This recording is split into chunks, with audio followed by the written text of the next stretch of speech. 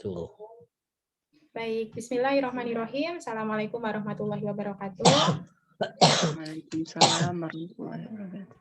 Kami Sotri wa yasili amri wa hudatan lisani yafqahu qawli. Alhamdulillah, puji syukur kepada Allah, kita pada siang hari ini bisa berkumpul kembali di diskusi bulanan Maqasid Institute Chapter Indonesia.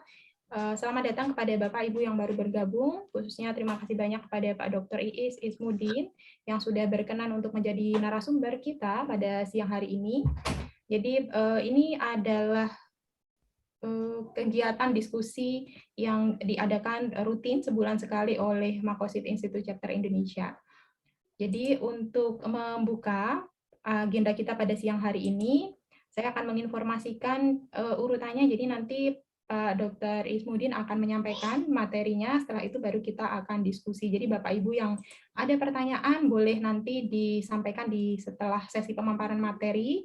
Nanti boleh raise hand, jadi kita mengencourage Bapak Ibu untuk bisa berinteraksi langsung, bertanya secara langsung lewat on mic jika memungkinkan, namun jika tidak boleh juga pertanyaannya disampaikan lewat kolom chat. Nah, alhamdulillah Pak Dr. Iis sudah hadir bersama kita. Saya mau menyapa dulu. Assalamualaikum Pak Dr. Iis, apa kabar Pak? Alhamdulillah. Ini Lisa ini kayaknya pernah mahasiswa sini ya? Oh, bukan Pak, saya dari Jawa Tengah. Enggak pernah ada begini mukanya di Oh iya, aduh mirip berarti ya Pak. Mukanya pasaran. Mukanya pasaran. Maaf. Banyak ini puasa. Berarti Pak. Banyak yang mirip ya. Jangan sekampung Pak. Sekampung. Masya Allah. Baik, saya izin perkenalkan dulu sekilas profil dari narasumber kita pada siang hari ini, Dr. Iis Ismudin MA. Beliau menyelesaikan S1 Sarjana di IAIN Jakarta ya, jurusan Syariah Perbandingan Mazhab, Masya Allah. Lalu S2 Magister di UIN Jakarta, dan di kampus yang sama ya, kajian Islam Syariah, dan S3 program doktor di kampus yang sama di UIN Jakarta, kajian Islam Ekonomi Syariah. Jadi saat ini beliau merupakan dekan dari Fakultas Ekonomi dan Bisnis dan juga dosen pascasarjana di IAIN Bukit Tinggi, jadi domisilinya di Sumatera ya. Dan Masya Allah sekali, banyak sekali publikasi dari beliau, aktif menulis, termasuk juga buku ya, jadi selain artikel, buku, dan juga aktif mengikuti conference, dan juga merupakan editor pada jurnal nasional dan juga internasional, dan juga meraih penghargaan diantaranya Satya Lencana, Masya Allah ini dari Pak Presiden langsung ya, Satya Lencana tahun 2013, juga merupakan terpilih untuk pengabdian program dana bantuan pengabdian kompetitif Dikti, dan juga pengalaman mengajar semenjak dari tahun 2015 ya Pak ya. Baik, Masya Allah. Terima kasih banyak Pak Iis sudah berkenan untuk hadir dan menjadi narasumber kita pada siang hari ini. Saya persilahkan Pak Iis sudah menyampaikan materinya, waktu dan layar saya persilahkan. Mangga Pak Dr. Iis. Terima kasih. Ini syukur alhamdulillah. Assalamualaikum warahmatullahi wabarakatuh. Warahmatullahi wabarakatuh. Syukur alhamdulillah wala haula wala quwata illa billah wassalatu wassalamu ala Rasulillah Muhammad bin Abdillah alladzi la nabiyya ba'dah amma ba'd. Rabbi shrah li sadri wa yassir li amri wahlul 'uqdatam min lisani yafqahu qawli. Puji syukur Allah, salawat dan salam kepada Rasulnya, kepada keluarganya, kepada sahabatnya, kepada kita tentu selaku umatnya, amin amin ya rabbal alamin. Dihilangin dulu lah ininya nih ya, dong ganggu ya.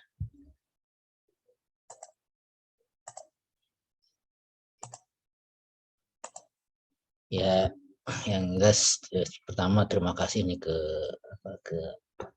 Ibu Loni ya, Ibu Loni, dan tentu ke Maqasid Institute Indonesia ini udah mengundang. Cuma temanya memang filsafat ekonomi Islam ini kita nggak usah ini ya, nggak usah terlalu serius ya, harus nyantai karena udah berat lagi kan, puasa lagi tambah, jadi nyantai aja gitu, ngobrol aja kayak menjelang puasa lah, menjelang ini. Anggap saja di depannya itu ada kopi, ada teh manis gitu ya. Enggak beneran nanti. Iya, ya karena filsafat ekonomi kan berat ini. Apalagi sebetulnya saya juga bukan mengajar filsafat murni, cuma pernah belajar dulu filsafat ilmu. Terus juga di sini ada mata kuliah filsafat ekonomi Islam. Disitulah dipercaya waktu itu oleh dekan sebelum saya itu. Akhirnya sekali dua kali, tapi sekarang juga udah nggak ada lagi filsafat ekonomi Islam itu, tapi filsafat ilmu. Filsafat ilmu juga bukan ilmu filsafat, beda juga itu. Berarti kalau ilmu filsafat kan berarti kan filsafatnya yang jadi objek kajian kita. Tapi kalau filsafat ilmu berarti satu ilmu, disiplin ilmu didekati, didalami dengan filsafat. Termasuk filsafat ekonomi Islam itu berarti filsafat ilmu, tapi di sini ilmunya disiplin ilmu ekonomi Islam. Nah, sekarang filsafat ekonomi Islam tidak ada lagi, kembali lagi ke filsafat ilmu. Dulu tahun berapa ya? Filsafat itu filsafat ilmu itu ada di S2 biasanya, nggak ada di S1. Tapi karena beberapa pertimbangan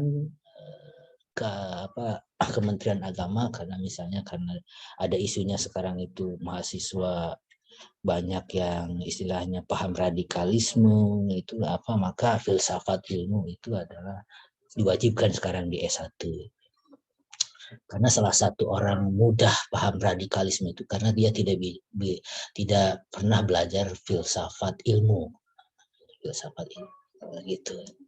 Jadi kenapa harus belajar filsafat ilmu? Karena dengan filsafat ilmu katanya itu orang akan terbuka, pikirannya kritis, dan juga pikirannya akan cerdas. Beda dengan orang yang tidak berbicara atau tidak pernah belajar filsafat atau filsafat ilmu. Di kita atau di dunia Muslim, karena kita Ahlus Sunnah gitu ya, Ahlus Sunnah wal Jamaah, relatif tidak mewajibkan ke filsafat ilmu itu. Tapi lebih mewajibkannya ke apalagi sekarang banyak tahfidz bukan tidak boleh ke sana gitu. Nah, malah di Iran itu berbeda dengan di Iran itu dia boleh hafal Al-Quran itu, belajar Al-Quran hadis itu dia hanya 7-10 tahun. Setelah 10 tahun sampai 17 tahun, nah itu wajib belajar filsafat termasuk filsafat itu. Makanya di Iran itu relatif orangnya cerdas-cerdas itu. Relatif cerdas-cerdas. Yang selanjutnya yang ingin saya sampaikan, kita ngobrol aja lah, nggak usah tegang ya. Kemana-mana, yang penting ke filsafat lah ujung-ujungnya. Yang kedua, mudah-mudahan kita sampai untuk buka ini nggak batal lah.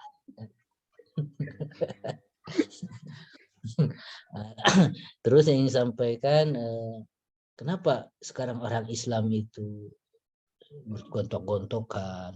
Karena sebetulnya ini ada kesenjangan cara berpikirnya gitu. Yang satu terlalu tinggi, yang satu bukan terlalu rendah ya, jauh gitu. Kenapa? Karena salah satunya tidak belajar filsafat.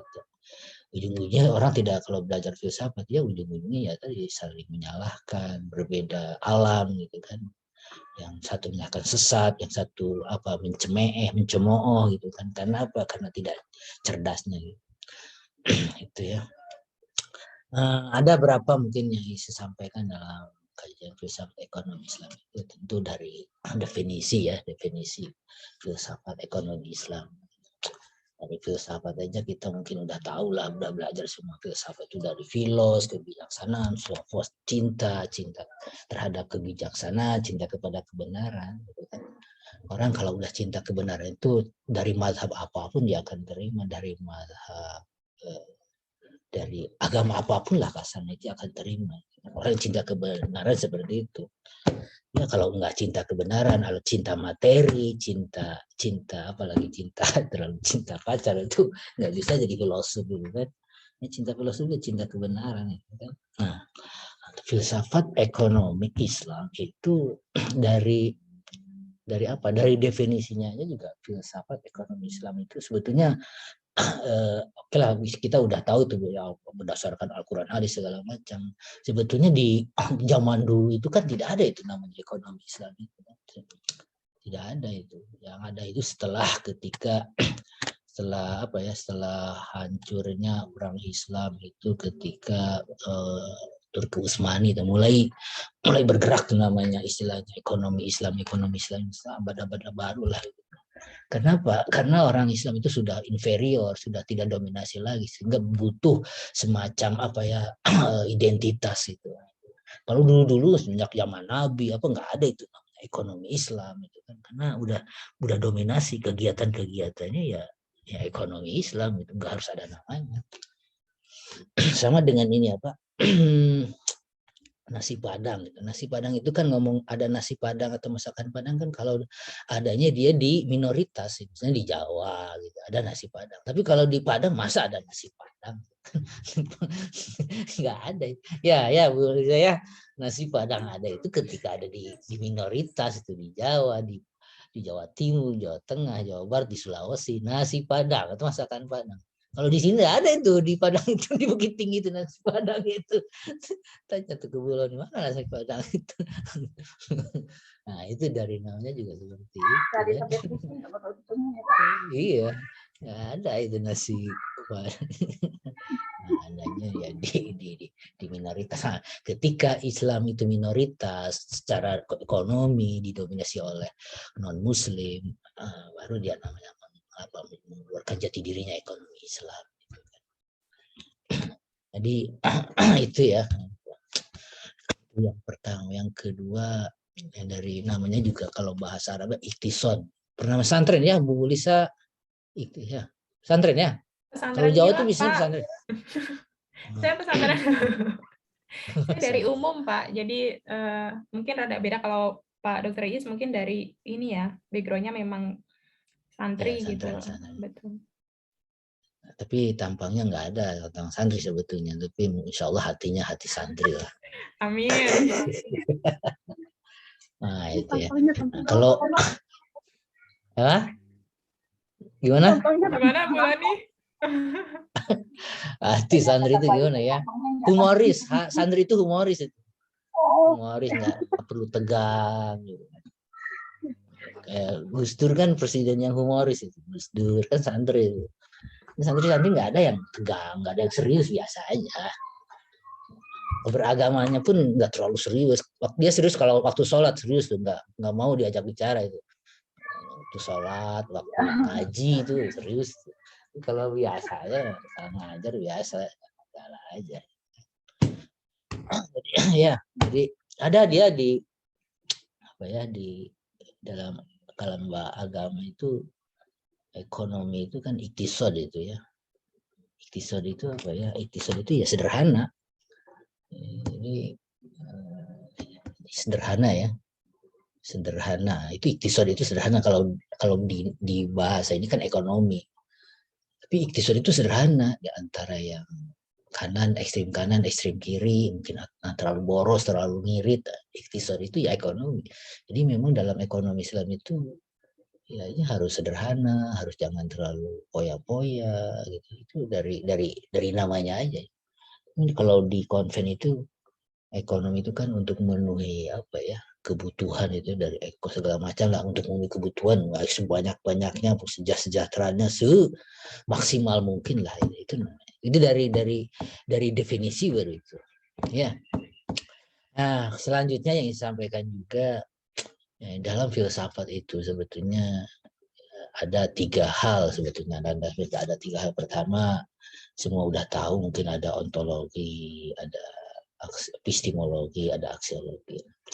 Ontologi itu kan tadi dari apa hakikat sesuatu. Biasanya apa hakikat sesuatu itu dengan pertanyaan apa itu ya, apa, dan itu menanyakan substansi gitu.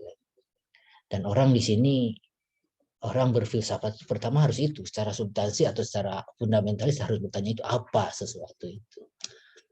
Kayak tadi kan al-iktisod, apa itu ekonomi, apa itu ekonomi Islam. Ini paling susah ya. Sama dengan tadi kan apa itu kafir, secara substansi apa itu munafik, itu orang jangan sembarangan itu. Nah, karena dia tidak belajar filsafat, akhirnya sembarangan, oh kamu kafir, oh kamu munafik. Seharusnya kan kalau orang filsafat itu apa itu kafir, apa itu munafik, gitu. Apa itu sholat, kalau dalam ibadah apa itu sholat. Apa sholat itu kan? Sholat itu apa itu aqwalun wa af'alun muftatahun bitakbir wa mukhtatamatun bitaslim. Jadi sholat itu adalah segala ucapan, segala apa namanya perbuatan yang diawali dengan takbir dan diakhiri dengan salam.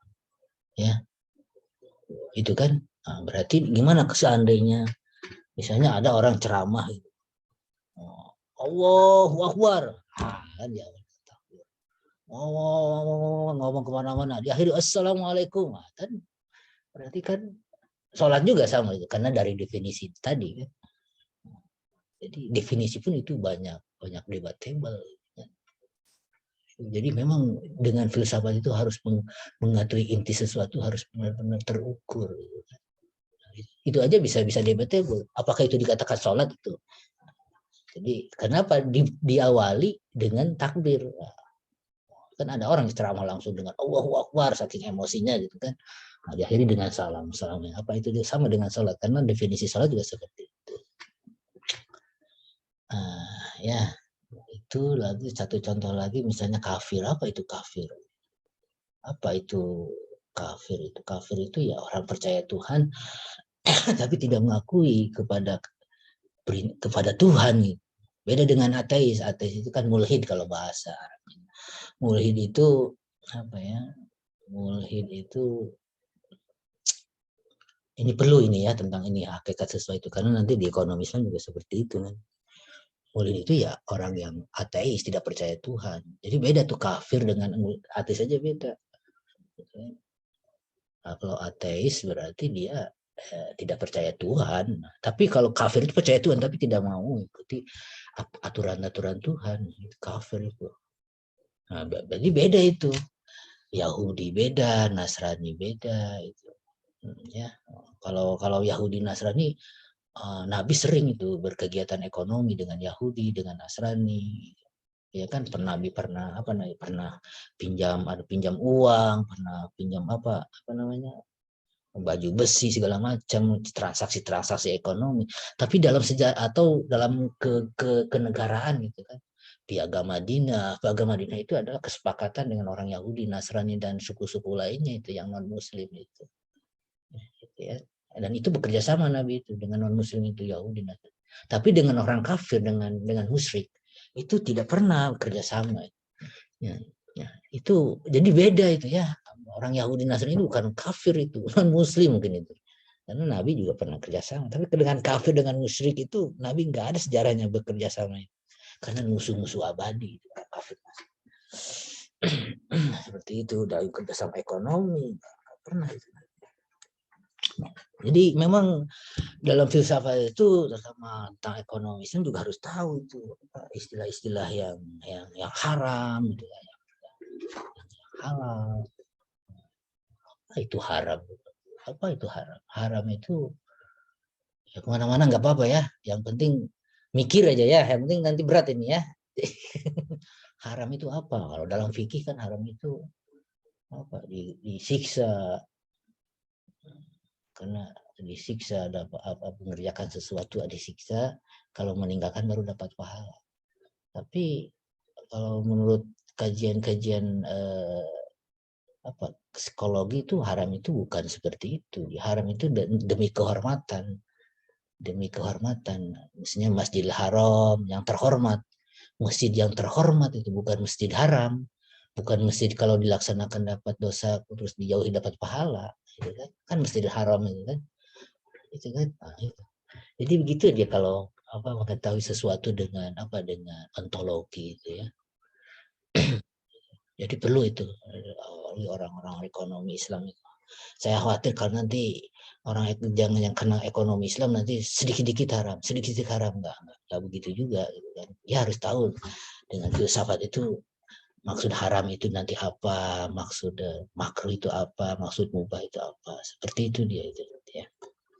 Yang kedua di landasan filsafat itu kan ada epistemologi. Epistemologi itu kan untuk mencari kevalidan sesuatu sumber gitu kan. Sumber ya di dalam ekonomi Islam kan sumbernya tentu Al-Qur'an hadis. Al-Qur'an hadis. Al-Qur'an juga nanti dia sifatnya itu global, tapi ketika penerapan itu nanti dia apa ya? Ketika penerapan juga itu sifatnya bukan syariah lagi, bukan ini lagi apa? Sifatnya zon, sifatnya relatif. Misalnya riba itu haram, kita akui itu riba itu haram. Gitu kan? Secara epistemologi kita akui bahwa kevalid itu bahwa riba itu haram. Ya riba haram, Al-Baqarah berapa itu? Cuma ketika penerapannya ya, seperti apa? Ketika penerapannya seperti apa riba yang haram itu, apakah bunga? Saya di sini sebagai ini ya, sebagai akademisi ya, sebagai dekan ini. Jadi kalau dekan tentu harus begini, aturannya harus begini, harus mengikuti bank syariah misalnya. Jadi di sini juga begitu. Tapi kalau sebagai akademisi lain lagi, ngomongnya kemana-mana dia. Makanya nanti kalau yang agak kaget, wah Pak Dekan ngelantur, padahal bukan ngelantur. Memang akademisi begitu, kalau ngajar pasca itu. Saya di sini ngajar sebagai dosen, bukan sebagai dekan. Kalau dekan itu dia ada tupoksinya, harus menjalankan aturan begini-begini. Tapi kalau akademisi enggak ada, itu harus ngomong apa aja boleh. Gitu dia, apakah bunga ini termasuk riba atau tidak? Makanya debatable itu. Karena sebetulnya itu adalah bunga haram, bunga makruh, bunga semua itu hasil dari apa ya? Dari eksplor pencapaian kajian penelitian seorang mujtahid gitu kan, atau ijtihad seorang mujtahid terhadap teks-teks keagamaan yang suci itu. Yang riba itu memang haram, itu teks keagamaan, kita udah secara epistemologis tahu valid itu. Tapi ketika ketika dikejawantahkan seperti apa riba itu jadi bukan ini lagi, bukan qat'i lagi, tidak valid lagi. Jadi walaupun nanti ada seorang ulama tadi misalnya mengatakan wah ini haram, maksud haram itu mungkin sebetulnya bukan haram yang seperti Tuhan, tapi kalau haram ulama itu adalah dilarang, sebetulnya dilarang. Itu yang kedua tentang hadis Nabi ya, tentang hadis Nabi yang terkait dengan ekonomi ya, misalnya jual beli. Tapi sebelum itu kita harus tahu dulu Nabi Muhammad itu kadang dia sebagai rasul, kadang sebagai nabi, kadang sebagai manusia biasa. Nah, kadang orang nggak bisa membedakan ini. Kalau nggak bisa membedakan sama aja nanti ya itu tadi gontok-gontokan gitu kan. Karena tidak belajar filsafat itu kan. Ini sampai sini Pak udah dipahami belum ya? Jangan-jangan ini diem gitu. Mudah-mudahan paham ya. Kalau nggak paham mohon maaf saya. Ini saya udah pelan-pelan gimana cari kata-katanya ya. Ya mohon maaf aja.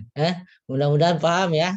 Buli saya Bu Loni, kalau Bu Loni paham dengan bisa paham, insya Allah yang lain paham. Mudah-mudahan paham. Nggak apa-apa, walaupun sekarang nggak paham, nanti waktu udah buka pasti paham.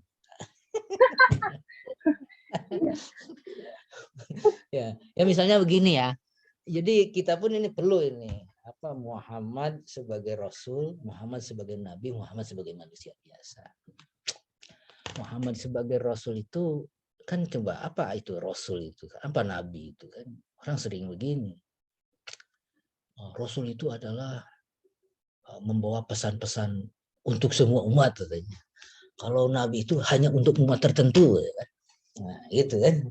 Mana contohnya hadis Nabi yang untuk sebuah umat dan untuk ini Nabi sebagai Muhammad sebagai Nabi untuk umat tertentu. Nah, dia bingung. Jadi memang Muhammad sebagai Rasul itu adalah membawa doktrin yang universal. Sedangkan kalau Muhammad sebagai Nabi adalah Muhammad sebagai mujtahid. Dan itu untuk menyelesaikan pada waktunya atau umat tertentu. Nah, ya, mana contohnya? Misalnya begini. Misalnya Muhammad sebagai Rasul. Misalnya ketika Muhammad sebagai Rasul itu ketika menerima wahyu. Al-Baqarah tadi 183 itu ya ayyuhalladzina amanu kutiba alaikumusiyam misalnya kan, atau dalam An-Nisa tentang jual beli wala taqulu amwalakum bainakum bil batil, itu An-Nisa 9 kalau tidak salah. Itu Muhammad sebagai Rasul karena itu ajarannya kan universal. Kan? Misalnya puasa di mana saja pun itu adalah di mana-mana diwajibkan. Ya. Di mana mau di Arab, mau di Eropa, mau di Asia, mau di Indonesia, itu diwajibkan namanya puasa itu. Ya. Nah, sama dengan tadi Anissa, bahwa kamu tidak boleh memakan harta kamu dengan batil. Ini memang ajarannya universal. Mau suku apa saja, mau waktu kapan saja, mau di mana saja, itu universal. Nah, terkait dengan itu, Muhammad sebagai manusia, sebagai nabi. Misalnya begini, terkait dengan puasa itu. Pernah suatu hari Nabi ditanya oleh sahabat, ya Nabi, maaf nih ya, bulan puasa juga ini. Bagaimana kalau ciuman itu kan, itu ada ini kakek, seorang kakek dan nenek lah, istilah umur 65-an lah. Kakek dan nenek 65-an ya biasanya ya. Nanya ke Nabi, bagaimana ciuman di bulan puasa, batal nggak ya Nabi? Kata kakek nenek itu. Kata Nabi, boleh kata Nabi. Boleh. Itu didengar juga oleh Siti Aisyah itu. Besoknya ada lagi. Suami istri juga datang dia ke Nabi. Ya Nabi, bagaimana kalau maaf ciuman di bulan puasa itu boleh nggak? Kata seorang pemuda-pemudi waktu itu.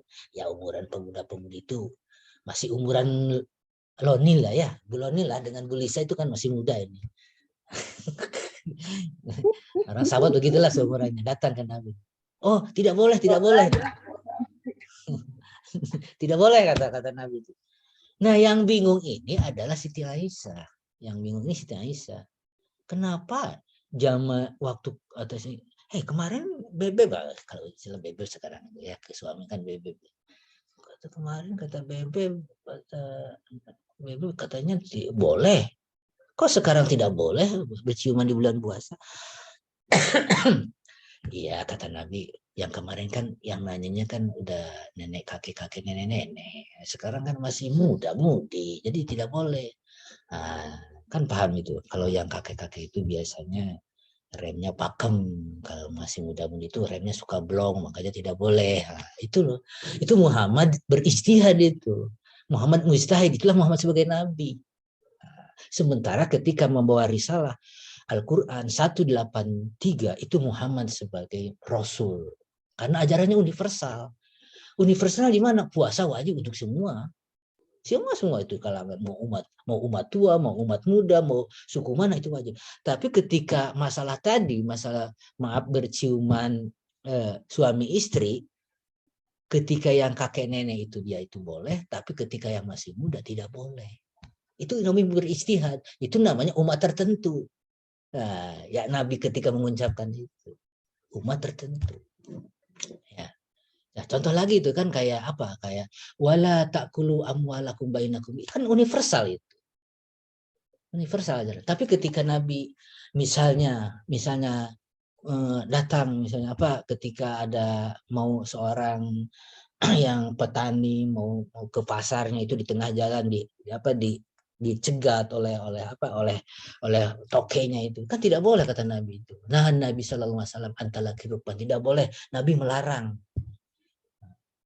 Nabi melarang untuk apa jual beli talaki rukban itu kan. Itu Nabi berijtihad.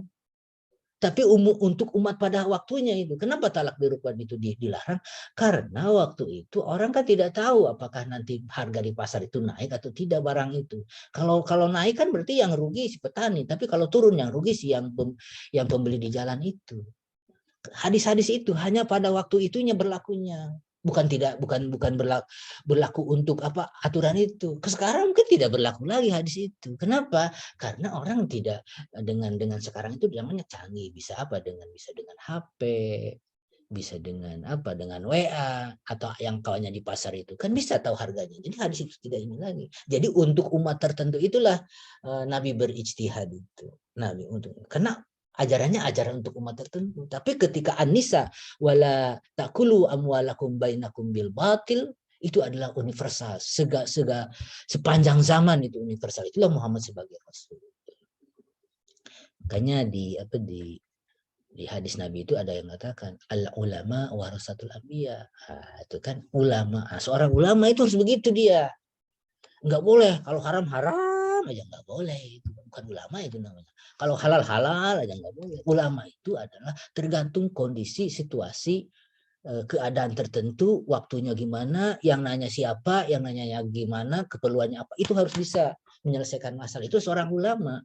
Dia beristihad, mendialogkan antara teks-teks keagamaan, yaitu Al-Quran dan Sunnah mutawatirah, malah sunnah mutawatirah, dengan keadaan sosial kekinian. Itu seorang ulama, sehingga nanti hukumnya itu adalah ada yang haram, ada yang mubah, ada yang makruh, ada yang sunnah. Begitu dia, seorang ulama itu. Al ulama warasatul anbiya. Ulama itu ahli waris nabi, bukan ahli waris rasul. Tidak mungkin ahli rasul itu. Al ulama warasatul anbiya. Ulama itu ahli waris para nabi, karena nabi itu beristihad mendialogkan teks-teks yang universal itu dengan keadaan zaman tertentu yang membutuhkan pemikiran-pemikiran.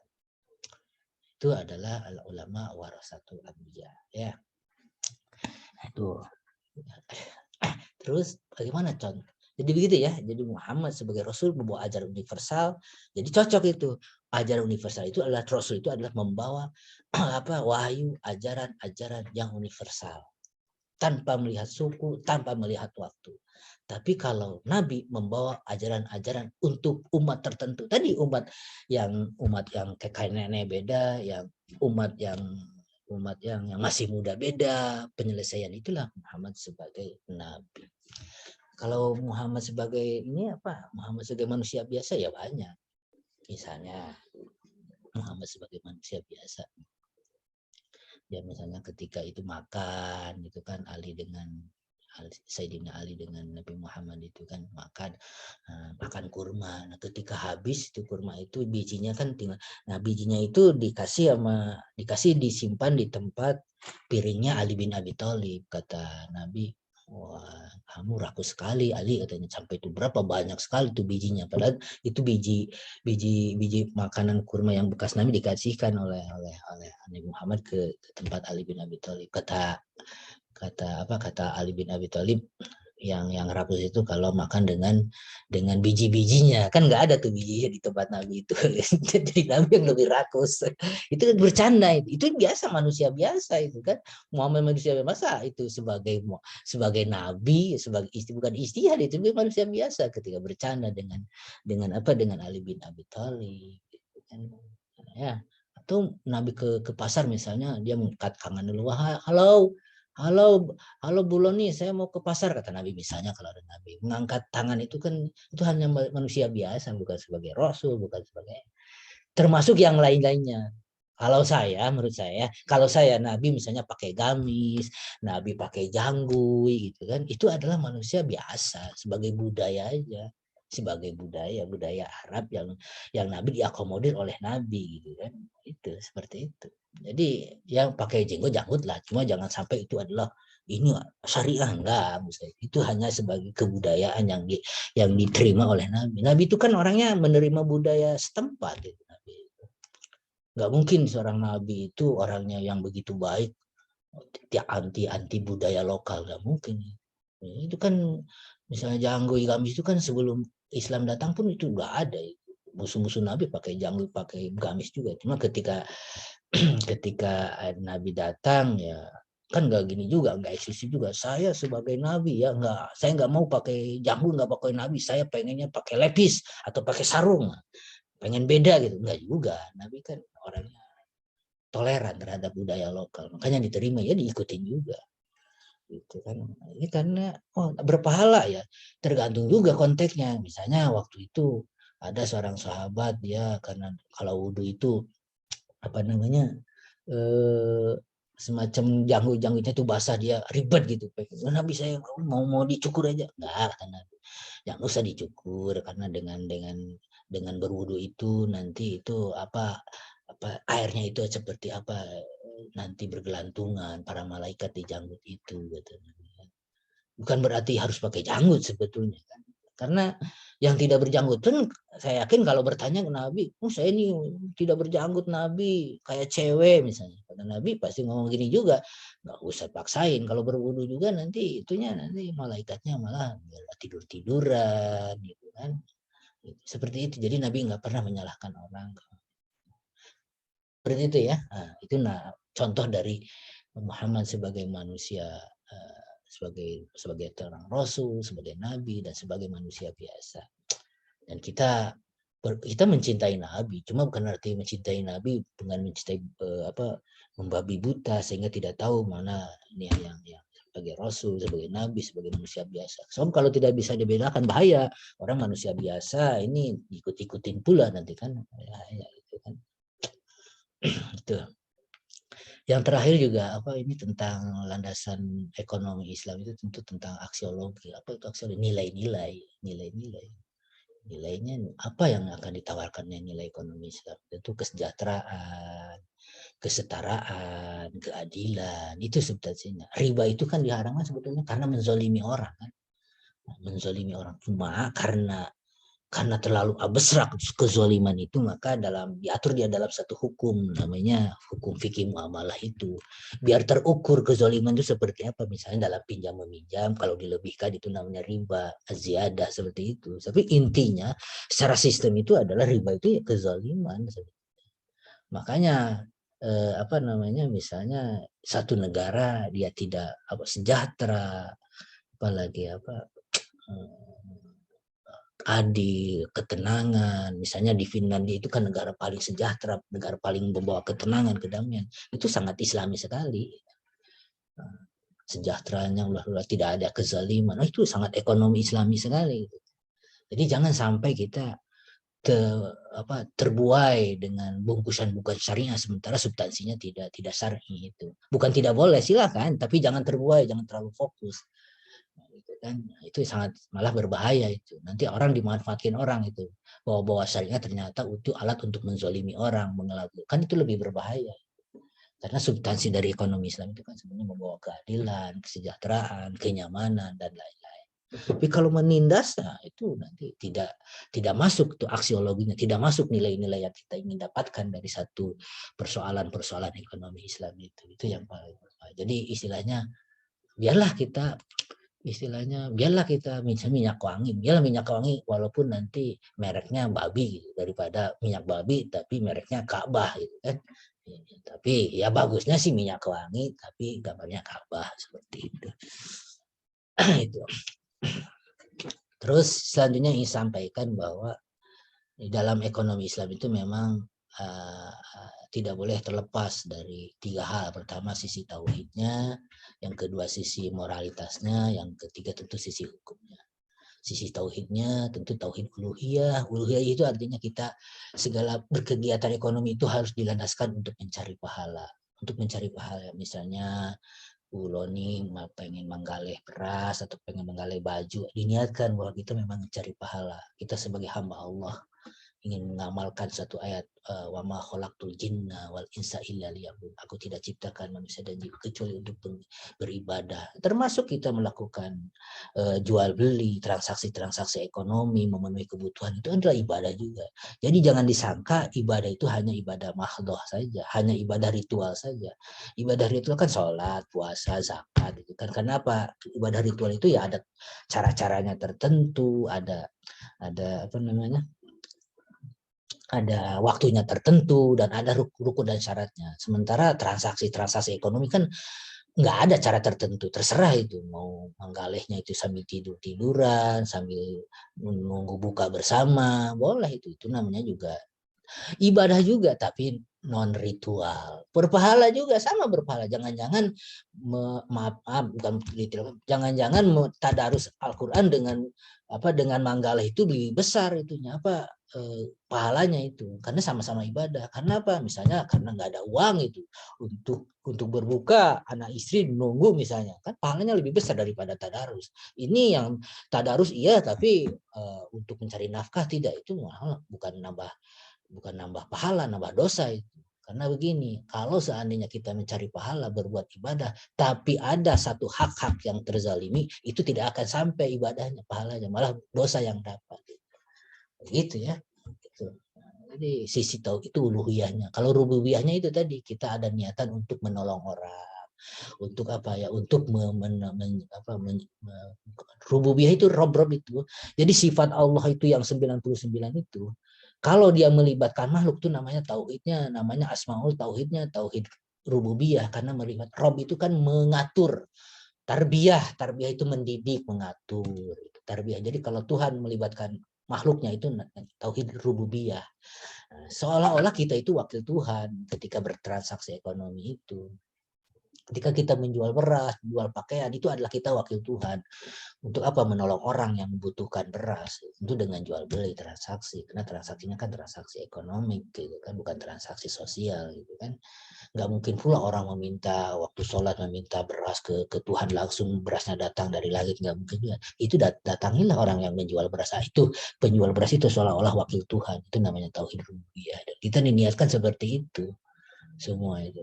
Iya, jangan nggak ada niat. Insya Allah itu semuanya kita mencari pahala juga berniat untuk menolong orang. Ada juga moralitas, sisi moralitas itu apa ya? Ya keadilan, menjual barang juga jangan terlalu mahal, gitu kan? Kalau terlalu mahal nanti merugikan produsen, kalau terlalu murah juga kalau terlalu mahal merugikan konsumen, kalau terlalu murah merugikan produsen. Ya memang harus adil, gitu. Seperti itu. Itu namanya moralitas itu. Harus juga harus penuh peka, empati, gitu kan? Mencari mana yang lemah. Harus begitu ekonomi Islam itu. Mau beli apa, mau beli makanan atau mau beli rinso, mau beli susu, misalnya susu kaleng yang di supermarket harganya 5.000 satu kaleng, yang ada di tetangga kita yang cuma warung kecil 5.000 juga, kita beli yang 5.000. Itulah masa ke supermarket mentang-mentang bersih, mentang-mentang gagah keluar dari supermarket bawa teng-tengan begitu sehingga kita ke supermarket, itu namanya kurang, sisi moralitasnya kurang. Nah, di situ ekonomi Islam berbicara. Jadi harus ada sisi moralitasnya, apa? Empati terhadap orang gitu ya. By patient itu kalau bahasa Inggrisnya itu harus ada moralitasnya. Harus ada unsur menolongnya juga.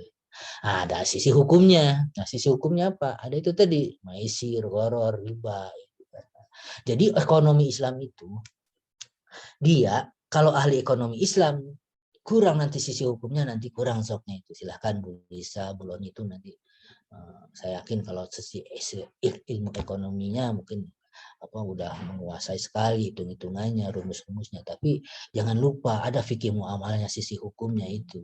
Jangan sampai itu, karena fikih muamalah itu adalah pondasi untuk untuk ekonomi Islam. Nanti kurang kalau tidak mendalami itu nanti agak ambar nanti.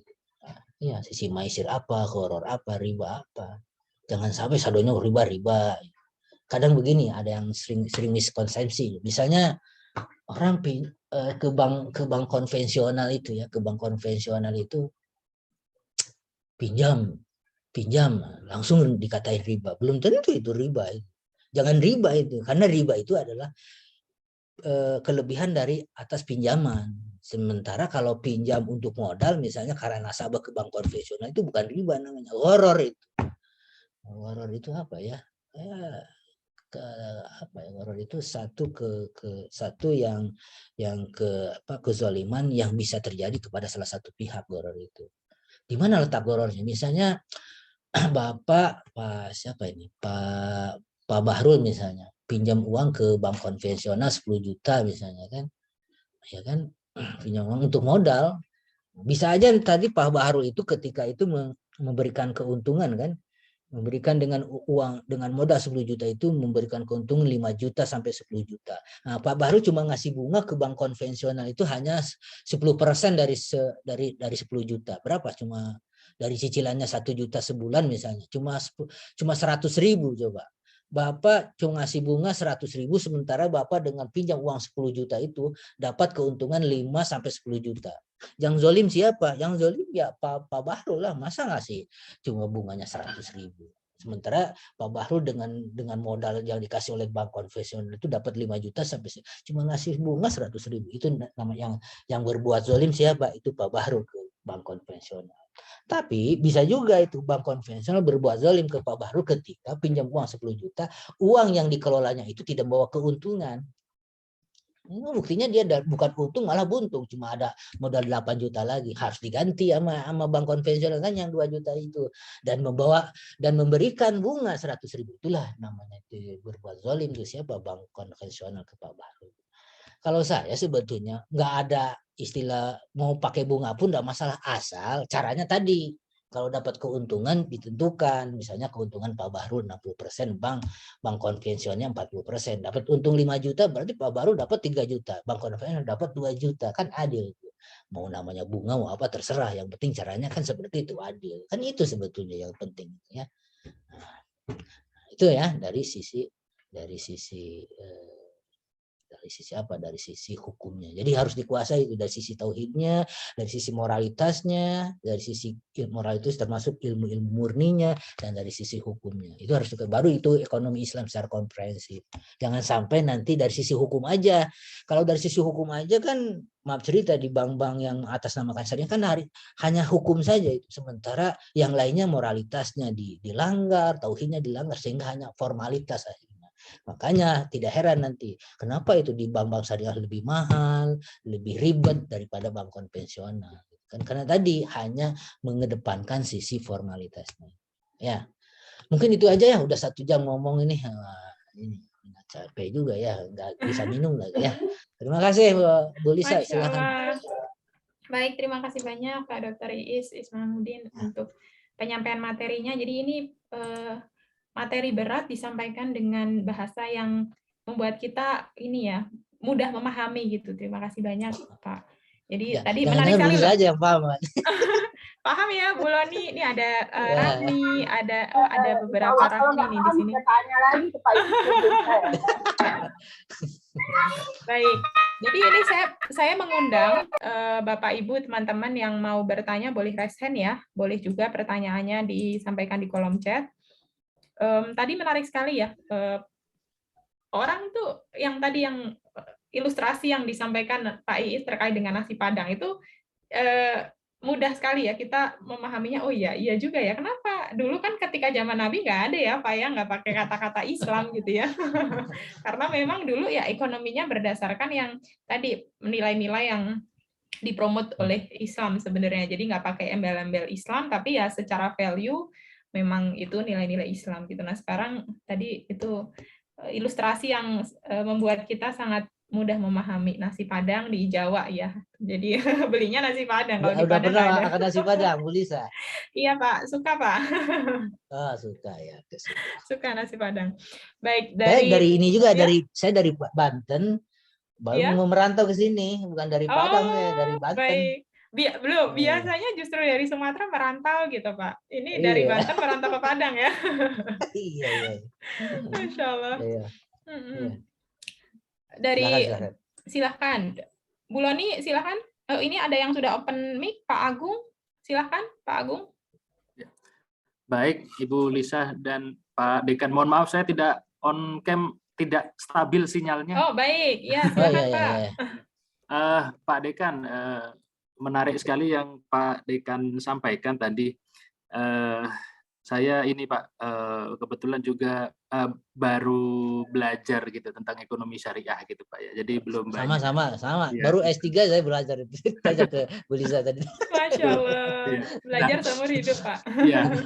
Iya. Yang saya pengen ini Pak, kira-kira kalau hubungan ekonomi Islam atau ekonomi syariah dengan itu Pak, saya pernah dengar makosid syariah Pak. Kira-kira apakah ada hubungannya Bapak? Kurang lebihnya seperti itu Bapak. Terima kasih Pak Dekan dan Ibu Lisa. Baik, terima kasih banyak Pak Agung. Silakan Pak Iis. Ya, makosid syariah itu mungkin tadi kalau dalam landasan filsafatnya itu tadi apa, aksiologinya, nilai-nilainya, hasilnya itu Pak. Makanya tadi kan kayak kan makosid syariah itu kan ada 5 hal yang 5 masalah itu kan, hifdzul nafs, hifdzul akal, hifdzul mal, hifdzul ard, dan hifdzul nasab. Itu yang tentu ke dalam kajian ekonomi tentu ke yang hifdzul malnya itu Pak, hifdzul malnya itu, di mana dalam harta ini tidak boleh menzalimi orang, tidak boleh juga kita terzalimi, dan juga tidak menzalimi orang gitu kan. Nah kita bicara misalnya oke lah akadnya sesuai syariah gitu kan. Cuma makosidnya itu maslahatnya atau tujuan dari transaksi itu apa gitu kan. Iya kan? Misalnya begini Pak ya. Misalnya tentang murabahah lah ya Pak. di bank syariah nih Pak ya. Di bank syariah itu kan ada namanya jual beli barang itu Pak. Jual beli barang itu karena di bank syariah itu kan mendapatkan keuntungan itu kan dengan margin apa, dengan bagi hasil, dengan fee, dengan margin itu diantaranya dengan murabahah, salam dan istinah. Sekarang murabahah, murabahah itu kan bank menjual barang ke nasabah, gitu, ya. Bank menjual barang ke nasabah. Ini dipahami ini dulu Pak ya, nanti kan ke sana nanti.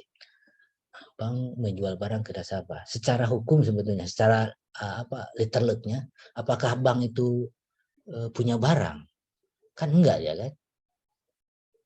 Ya Pak ya, enggak punya barang itu. Ya, betul Pak. Ya, yang punya barang kan orang. Kata Nabi begini, kata Nabi, jangan kamu menjual barang yang kamu sendiri tidak punya barang. Wala tabi' ma laisa indak. Jangan kamu membuat barang kamu tidak barang. Cuma kan si bank syariah itu kan dia melihat ininya, formalnya kan, melihat formalnya. Karena begini Pak, kalau dia minjamin uang saja ke nasabah itu misalnya 10 juta untuk beli motor, terus ada keuntungan misalnya 2 juta, itu dia kan riba Pak. Ya kan Pak, riba kan 2 juta kan pinjam uang harus bayar nanti nasabah ke bank syariah kan riba 2 juta kan. Nah, supaya tidak riba, makanya cari formal, cari hukumnya. Kalau istilah orang-orang fikih itu hilah syar'iyahnya. Itu gimana? Bank menjual apa? Kan sistemnya kan kalau merubah itu nanti bank syariah diwakilkan ke nasabah nanti cari barang kan, cari barang itu kan barang tuh punya bank syariah baru menjual barang ke nasabah itu kan dijual itu barang itu. Jadi untuk mendapatkan keuntungan tadi ya, yang tadinya 12 juta 10 juta jadi 12 juta kan riba itu pinjam, akhirnya dijuallah barang itu. Dijuallah barang itu yang tadinya 10 juta dijual 12 juta kan dapat keuntungan kan. Ya Pak ya? Ya. Nah, nanti akadnya itu Pak, akadnya di notaris itu ada 2 akad ya Pak. Ada 2 akadnya apa? Akadnya ada akad murabahah dan akad qard itu. Ada akad murabahah dan akad qard. Apa akad murabahannya itu? Untuk apa? Supaya akad murabahah itu menghilangkan atau menghindari riba. Nah, ya kan?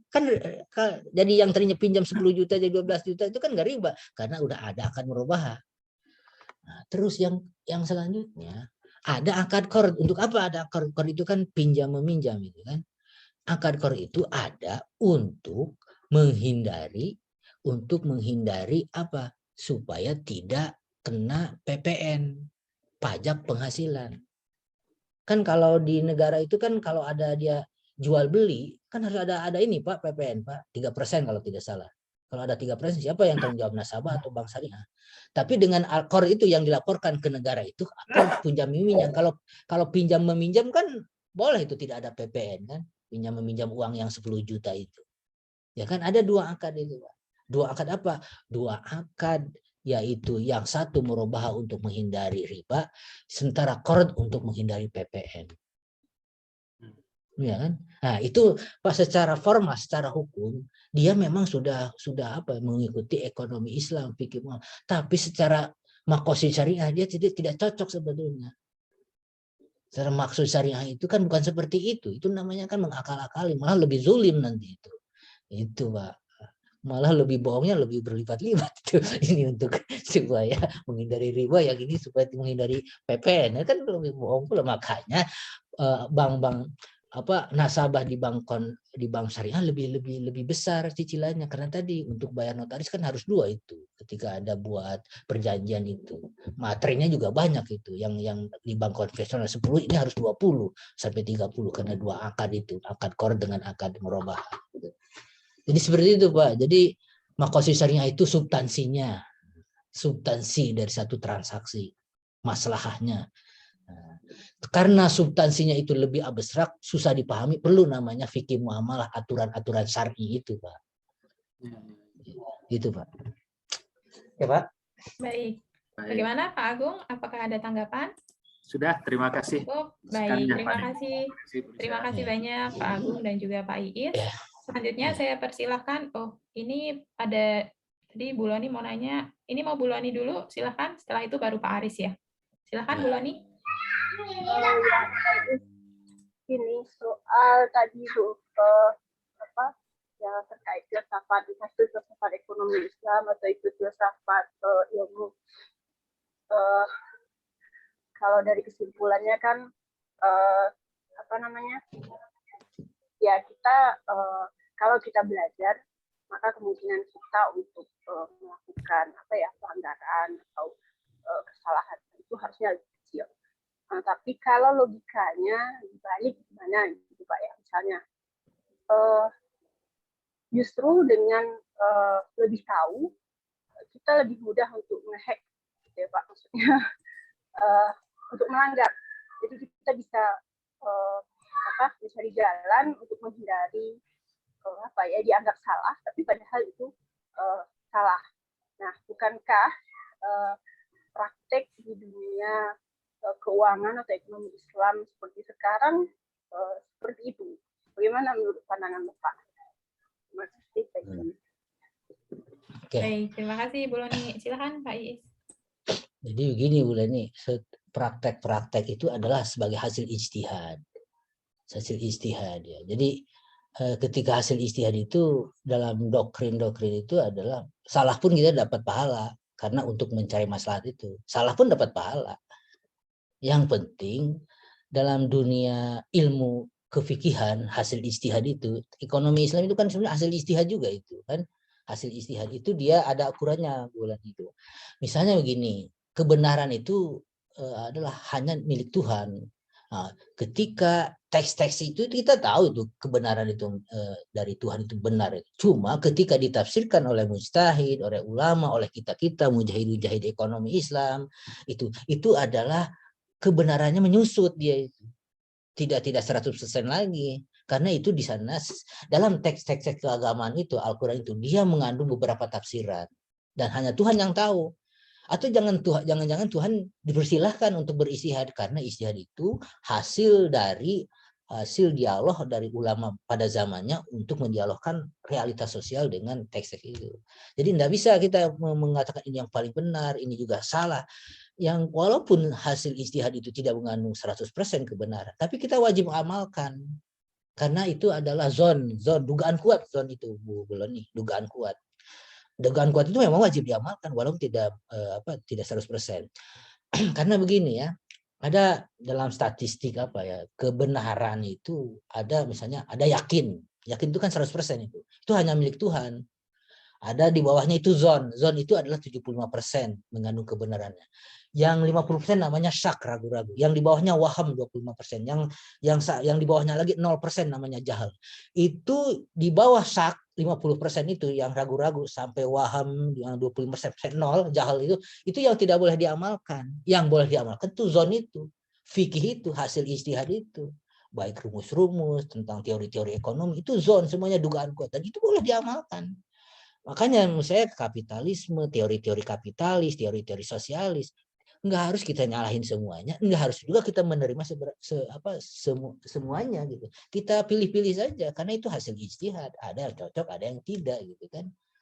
Dan kalau kita udah berijtihad, tetapi itu salah juga, itu dapat satu pahala karena itu dugaan kuat. Dan kita dalam praktek ekonomi itu jangan sampai mengklaim bahwa ini yang paling ini. Kalau dia udah landasannya Al-Quran juga dan hadis juga, tapi berbeda juga, insya Allah itu salah pun itu adalah dapat pahala. Salah pun apalagi benar itu. Dan tidak boleh mengklaim kita yang paling benar, yang lain salah. Itu dalam transaksi, karena semuanya hasil ijtihad. Yang benarnya apa? Itu tadi yang di alam Al-Quran itu. Ketika kita menafsirkan, dia nggak mutlak lagi kebenarannya. Semuanya hasil tafsiran. Dan kita di situ diperlukan toleransi dalam kebenaran itu. Bahkan berarti kita saking toleransinya kita nggak mau juga mengamalkan yang kita enggak, kita amalkan karena dugaan kuat kita yang ini. Gitu Bu Loni. Baik, terima kasih Pak Iis. Dari Bu Loni ada tanggapan? Silakan. Baik, terima kasih banyak Bu Loni. Selanjutnya saya persilahkan kepada Pak Aris.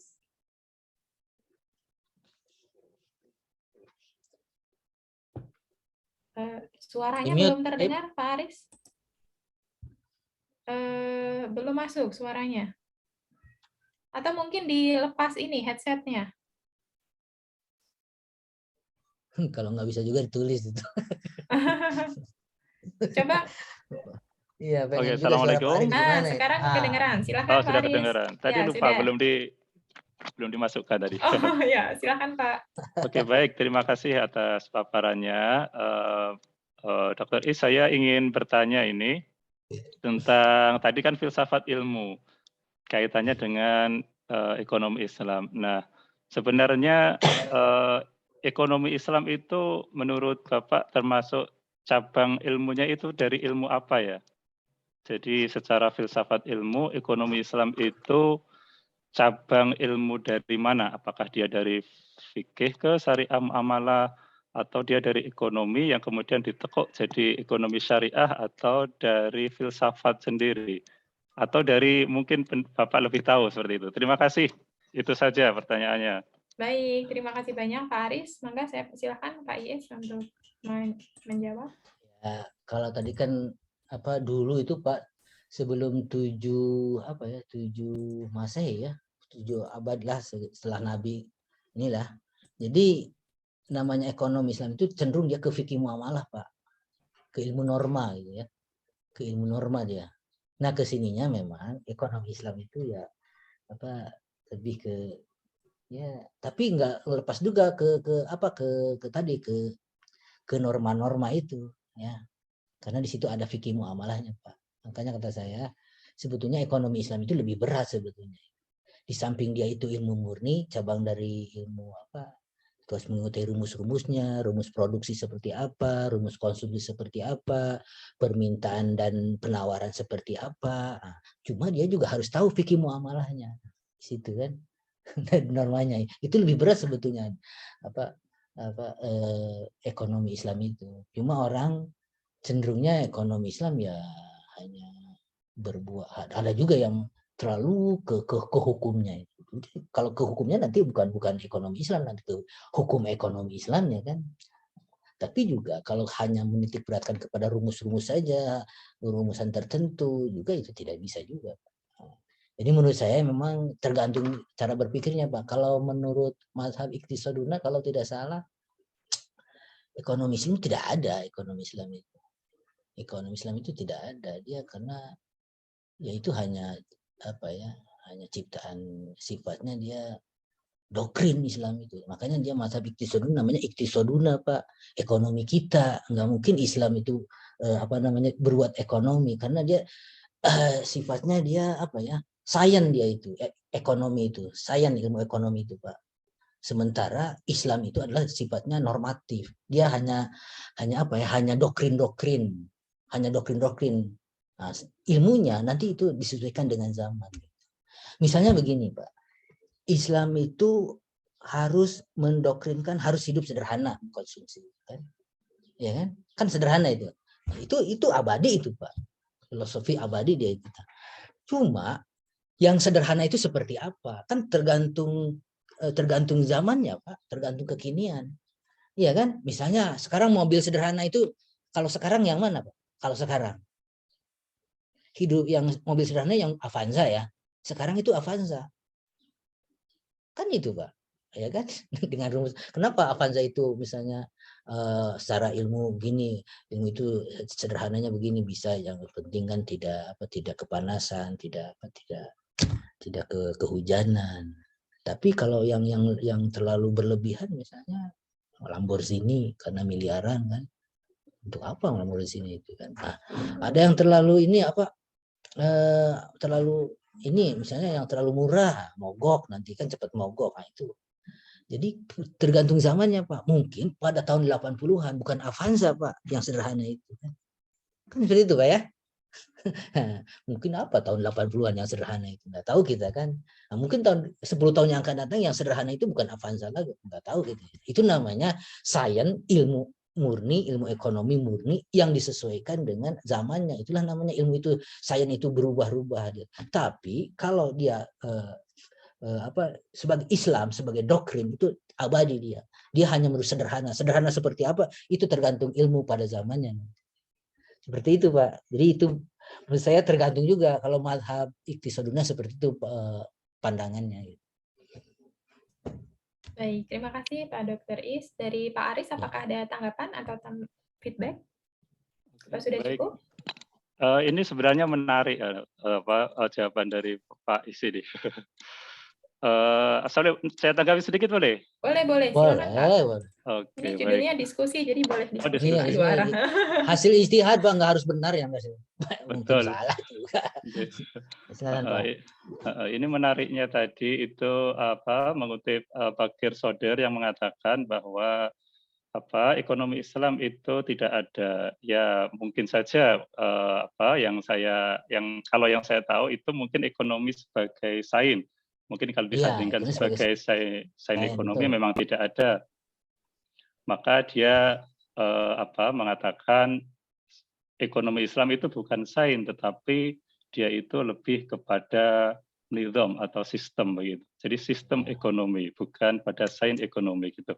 Nah, menariknya ini di Indonesia, Pak. Kalau kita katakan bahwa sains ekonomi itu tidak ada, itu sekarang itu kan banyak sekali yang universitas itu buka prodi ekonomi Islam atau ekonomi syariah, baik itu sebagai sains maupun itu sebagai sistem begitu. Maka kalau dikatakan tidak ada, itu menurut saya ya ada benarnya juga, tapi ada kurang benarnya juga. Buktinya banyak sekali prodi yang buka jurusan ekonomi Islam atau ekonomi syariah. Kalau itu tidak ada, ya mana berani mereka membuka. Atau itu termasuk pangsa pasar yang begitu menggiurkan begitu bagi Indonesia. Itu mungkin tanggapan saya, barangkali bisa memberi pencerahan lagi, Pak. Terima kasih. Terima kasih banyak, Pak Aris. Ya kalau memang dibuka ya tidak masalah. Cuma kalau saya sih sebetulnya ya kalau saya lebih ke substansinya sih Pak. Walaupun nanti tidak ada syariahnya. Maksud saya kenapa orang umum itu harus pakai Islam dan nggak apa-apa. Yang penting keadilannya gitu kan. Yang penting keadilannya yang ditonjolkan itu. Itu kayak tadi kan nggak masalah ada bunga bank. Yang penting prosesnya adil gitu kan. Misalnya ada keuntungan dibagi 60 40 gitu kan. Nggak harus pakai syariah juga. Yang penting kan adilnya. Gitu kan. Substansinya kan seperti itu. Yang penting begini, kita itu wadah itu bukan substansi. Wadah itu adalah semacam cara atau bagian. Yang penting kan substansinya adalah sama itu maslahah. Sama dengan ini misalnya ada air itu kan ada di gelas, ada di aqua, ada di ada di plastik gitu kan. Ya kan ada di botol aqua, ada di cangkir, ada di plastik untuk minum itu kan substansinya kan airnya gitu kan. Itu terserah mau yang penting nanti gelas, cangkir, aqua jangan merasa itu ya yang kebenaran itu masing-masing, tapi kebenaran itu adalah ada di air itu, substansinya di air itu gitu kan. Kalau sudah itu saya enggak ada masalah gitu kan. Di umum juga menurut saya ngapain juga harus biasa aja ekonomi tapi ditawarkan ke dia seadil-adilnya. Itu Islami sekali menurut saya sih. Sebab ketika bawa Islam itu karena nanti orientasinya tadi hanya pasar aja, sementara nanti substansinya sama juga, zolim juga. Hanya tidak Islam yang malu kan nanti syariat Islamnya, orang Islamnya juga nanti bawa syariat, bawa nama Islam ternyata kelakuannya atau substansinya tidak adil, malah zolim. Nah, itu yang sering dimanfaatkan oleh orang-orang yang tidak pengusung keadilan itu. Wah, ini syariah, itu korma, saya desa akhirnya, tapi itu hanya untuk sebagai tameng untuk merekrut yang bukan. Itu yang saya khawatirkan gitu kan. Itu Pak. Makasih Pak. Baik. Terima kasih banyak Pak Is dan juga Pak Aris, diskusinya menarik ya. Jadi yang utama, jadi ekonomi, kalau tadi kan ketika diskusi muncul nama Islam itu karena memang hari ini yang sedang mayoritas di dunia manapun, di belahan dunia manapun ekonomi kapitalis gitu ya Pak. Jadi untuk kita memberikan diferensiasi ya pakai ekonomi Islam yang sebenarnya secara substansi tadi memberikan keadilan gitu ya Pak ya, nilai-nilai itu dalam Islam gitu. Jadi tapi lebih penting lagi bukan hanya sekedar labeling gitu ya Pak, tapi substansinya bahwa memang ini mengusung nilai-nilai dalam Islam. Mungkin kalau bagi orang awam ya Pak Dr. Is, ketika misalkan kalau orang yang background-nya mungkin santri atau misalkan punya informasi atau pengetahuan yang memadai, dia bisa melakukan istihadnya begitu ya. Apalagi kalau misalkan dia sudah level di memang yang memiliki kemampuan untuk itu. Kalau untuk masyarakat umum berarti merefernya kalau untuk konteks Indonesia ke DSN ya Pak ya, atau seperti apa kalau? Ya, ke DSN ya, ke DSN Pak. Karena bank syariah itu adalah bank yang menjalankan sesuai fatwa-fatwa syariah yang berdasarkan DSN itu, bukan fikih-fikih yang di kitab kuning. Karena kalau di fikih-fikih kitab kuning itu dia nanti banyak juga pendapat, ini nanti bingung orang awam kan. Dan itu di DSN pun itu udah melalui proses yang luar biasa, itu perdebatan yang sengit itu antara ulama itu. Misalnya ini ada ulama, ada 20, itu berdebatnya sengit sekali itu. Tapi misalnya ada 2 orang, ini ada yang mayoritas begini, akhirnya dimunculkanlah yang dieskakanlah itu namanya dalam fatwa itu, hasil kesepakatan. Padahal itu sebelumnya itu udah debatable. Karena itu hanya untuk apa? Untuk hukum itu kan untuk supaya apa? Keajegan sosial, supaya jangan ribut kan, jangan kestabilan sosial. Nah, jadi kalau dilempar aja pendapat nanti kacau gitu kan. Kacau orang awam itu. Makanya orang awam itu harus mengikuti fatwa MUI gitu kan. Tapi kalau orang awamnya udah cerdas enggak pengen pendapat ini ya gimana lagi gitu kan. Kebebasan demokrasi ekonomi kan begitu ini. Demokrasi Pancasila gitu kan. Begitu ekonomi kita kan demokrasi ya, demokrasi Pancasila kan. Nah, seperti itu dia paham aja boleh itu di demokrasi Pancasila, paham kapitalis, paham sosialis, paham Islami, boleh itu di Indonesia. Itu hebatnya Indonesia itu, Pancasila itu kan ideologi terbuka termasuk dalam ekonomi. Jadi kita berjuang lah, mujahid ekonomi Islam ya berjuang bagaimana ide-idenya, bagaimana perjuangannya membuat aturan-aturan. Dan setelah negara kita negara udah terbuka demokratis gitu, makanya ada undang-undang tentang perbankan syariah, undang-undang haji, undang-undang wakaf, dan itu adalah bahwa memang ekonomi Islam juga ada di kita itu secara substansi ya. Oke. Baik, terima kasih banyak Pak Dr. Is. Apakah ada lagi Bapak Ibu yang mau bertanya langsung? Baik, kalau tidak ada, mungkin saya bacakan satu. Oh, sudah ya Pak ya? Iya. Baik. Silakan, ada lagi enggak? Ini ada yang dari chat, saya izin bacakan satu pertanyaan dari chat. Sebentar. Jadi kalau dalam, terima kasih Pak Dr. Is untuk materinya. Jadi kalau dalam implementasi Pak, tadi ini kan karena sebenarnya topiknya sih filsafat ekonomi Islam begitu ya. Kalau dalam implementasinya yang bisa menjadi indikator bahwa oh ini ekonomi Islam itu apa Pak bagi orang yang ini mungkin Bapak Ibu yang join di sini nggak semuanya mahasiswa S2 ekonomi Islam begitu. Jadi indikatornya apa yang bisa terlihat? Indikatornya apa ya tadi, kesetaraan, keadilan, kenyamanan, tidak merasa terzalimi. Nah, ini kita di Bank Syariah, Bank Syariah sama saja, saya malah lebih mahal. Berarti kan sisi substansinya kan enggak ada itu. Gini, misalnya begini ya, di Bank Syariah itu sebetulnya bisa lebih murah dari bank konvensional dan lebih mudah, misalnya kan teknis itu kan, lebih mudah pelayanan itu kan. Lebih murahnya gimana? Misalnya kan dalam teorinya kalau orang misalnya Bank Syariah tidak jual barang, kan Nabi begitu, tidak boleh kamu menjual barang yang kamu sendiri tidak punya barang. Berarti kan kalau menjual barang yang kita tidak punya barangnya dari orang, kan berarti si nasabah itu kan harus 2 orang yang dikasih keuntungan kan, yang punya barang dan yang tadi kan yang apa, bank itu kan. Sebenarnya kan seperti itu kan. Makanya kenapa di bank-bank konvensional itu lebih murah gitu kan. Nah, tapi bisa diakali sebetulnya kalau memang kita mengejar masalah sifzul mal itu benar-benar seperti itu. Misalnya apa? Misalnya gimana caranya supaya lebih rendah dari bank konvensional dan lebih mudah. Nah, di situ sisi Islaminya. Indikatornya di sana aja. Jadi tidak salah juga saya mengatakan, orang-orang mengatakan bahwa bank syariah itu lebih susah, lebih menzolimi. Nah, enggak disalahkan juga, karena sebetulnya substansi dari makosid syariah itu, ekonomi Islam itu tadi kenyamanan, keluasan, pelayanan yang lebih mudah, tidak terlalu menzolimi itu. Jangan sampai pokoknya dengan syariah itu orang kan menzolimi orang, mengeksekusi barang-barang jaminan lebih sangar. Karena apa? Karena udah memakai syariahnya. Padahal nggak begitu dia. Mengeksekusi barang juga lebih humanis, dia lebih diayomi, keuntungan juga kan bisa juga itu. Misalnya dari 2 juta itu dengan bisa itu lebih diturunkan, yang penting gimana caranya keuntungan itu, margin itu lebih rendah dari bank konvensional. Yang penting kita orientasinya menolong orang dan kita beribadah. Saya kira bisa itu. Baik, Masya Allah. Terima kasih banyak Pak Dr. Is. Ya, jadi yang terlihat salah satunya mungkin bahasanya service excellence ya Pak, kalau misalkan kita bank gitu ya, memberikan itu jasa sekali tuh yang terbaik gitu ya. Jadi kalau misalkan memberikan produk ya produknya kualitasnya yang paling jempol, paling oke ya. Kalau misalkan jasa berarti ya jasanya yang jasa memberikan service terbaik gitu ya Pak ya. Iya. Nggak harus ada nanti syariahnya, nggak harus. Yang penting kan itu. Betul.